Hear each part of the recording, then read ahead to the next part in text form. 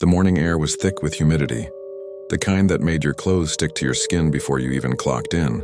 I stood behind the dumpster behind Edelweiss and Ivy, the upscale restaurant where I worked as a host. My shift didn't start for another 15 minutes and I needed to loosen up. I pulled out a little joint I'd rolled earlier, made from a strain my friend Caleb gave me called Grave Mist, a new experimental hybrid he'd bred himself. Said it was earthy with a whisper of the afterlife, which I thought was just him being extra as always. But hell, I needed it. Hosting at Edelweiss was like babysitting entitled Ghosts, well-dressed, ravenous, and impatient. I took a long, smooth hit. Sure thing, give me just a second. I tapped into the iPad reservation system and typed in Wexler. At first, nothing came up. Then one entry flashed on screen. The Wexler family, party of 4, July 1st, 1985. 1 p.m., special occasion. What the hell? I muttered, the buzz from the grave mist creeping up my spine like cold fingers. The reservation was there, not just a note or a joke entry. The name, the time, even a comment from the manager who booked it, confirmed by Maureen. Anniversary dinner. Looks like we have you down, I said, my voice shaky. Strange, it's from 1985. The man nodded once. Right on time. I glanced back toward the dining room. Everything in me said don't do it, but hospitality instinct kicked in. Follow me. There was a table in the back corner of the restaurant no one liked sitting at.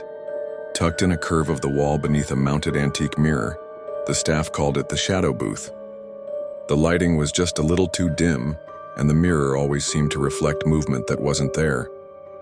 As I approached it with the man in tow, I noticed something odd. The table had already been set for 4. No one had touched it. I knew because I double-checked all the tables during opening. Here we are, I said weakly, gesturing to the booth. The man slid into the seat without a word. I placed menus down out of habit. Then, 3 more figures walked in through the front door, 2 adults and a teenage girl. No one saw them walk in. The door hadn't even chimed. They were dressed like they'd stepped out of an old family portrait. The woman wore a sky blue dress with shoulder pads and pearls. The man had horn-rimmed glasses and suspenders. The girl was in a faded cheerleader uniform.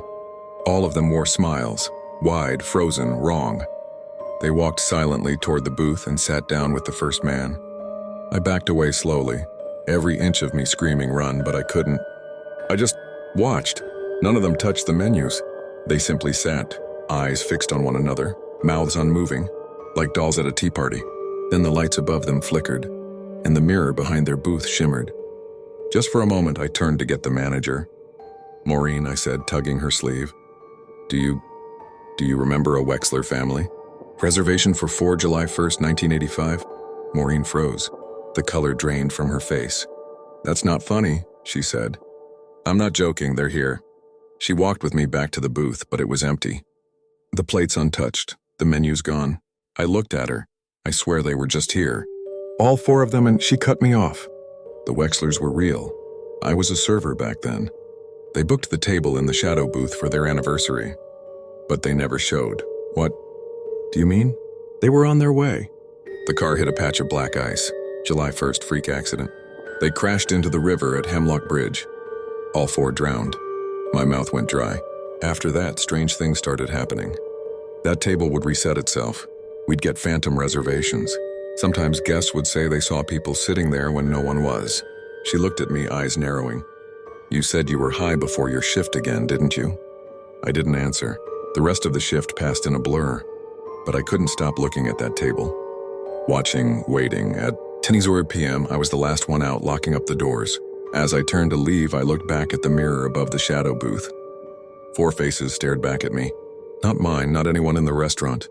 The Wexlers, their eyes hollow, their skin waterlogged, smiles stitched to their faces. And then the mirror cracked just slightly from the inside. I quit a week later. Caleb told me Grave Mist had been discontinued. Said people were reporting weird hallucinations, lost time, strange dreams about drowned families and dinner tables set for the dead. But sometime, when I walk past Edelweiss and Ivy at night, I still see the lights flickering above the shadow booth, and the mirror, it has cracked further, like it's waiting to break wide open and let them out.